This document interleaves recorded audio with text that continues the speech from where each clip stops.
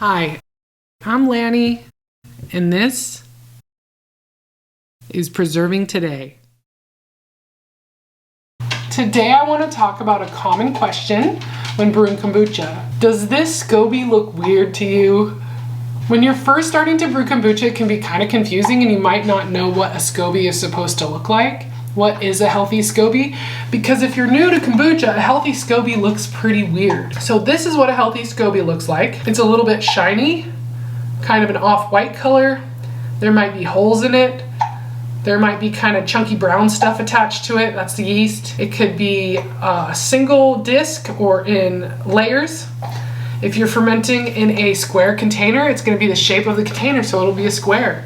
Most people see round Scobies because we ferment in round vessels like glass jars. Things that are not normal to see with your Scoby is mold and com yeast, and both of those things need oxygen to grow. So those things will be on the surface of the Scoby, but not on the underneath. Seeing stringy things coming off the Scoby down and into your liquid is totally normal. He's got the hiccups and it's super loud. What's not normal is mold on top. So anything fuzzy, green, brown, gray, white, you know what mold looks like on that gross old container of takeout from your refrigerator? Yeah, that stuff, not good. And so here's a beautiful example of what not to do with your Scobies. You might have seen my other video, how I take a long break from brewing kombucha. If you haven't watched it yet, you can check it out here or in the video description. And in that video I talk about how I take a long break during the winter from brewing kombucha because I prefer to brew my kombucha seasonally because where I live is pretty cold in my house during the winter. Less than the optimal brewing temp for kombucha. So you can keep your extra Scobies in a hotel, which would be the same liquid you would ferment for kombucha. So green tea and honey for June kombucha and black tea and sugar for conventional kombucha. And those Scobies will still multiply and it'll turn vinegary, but it's okay to leave it and watch the other video for more information. But the one key to being successful with the total neglect method, I guess you can't totally neglect it because I did and this is what I got, is that you need to keep the liquid covering your Scobies. Now, Scoby floats on top. It forms on top and floats on top.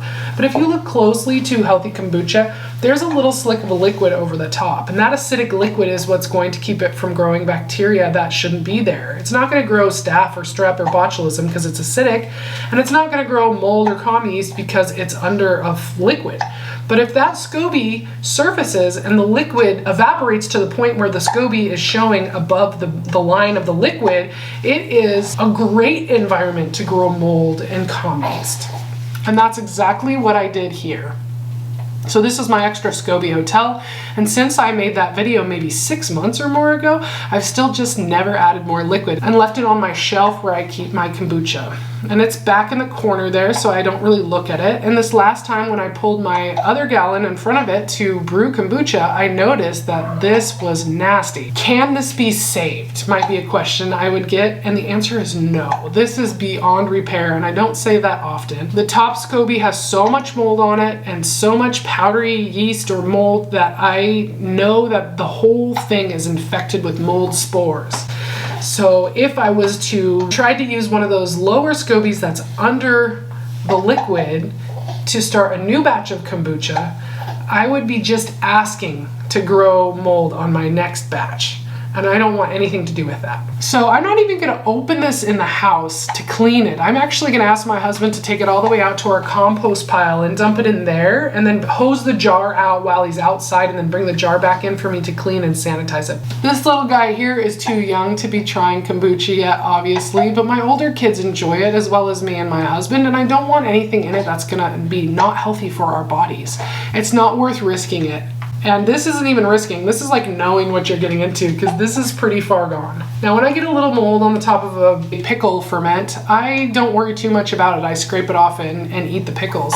But this is totally different because this is my starter culture that's going to be inoculating my next batch of liquid. And if that's already ripe with mold, that's gonna be just asking to grow more mold and com yeast.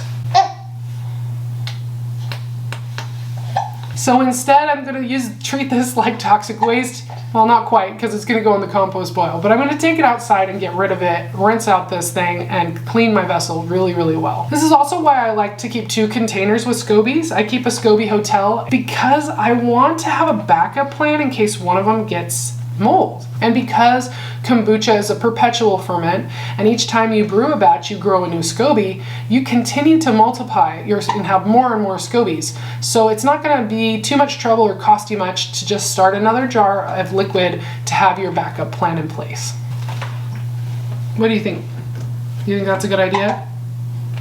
You still have the hiccups? I'm Lanny, and this was Preserving Today.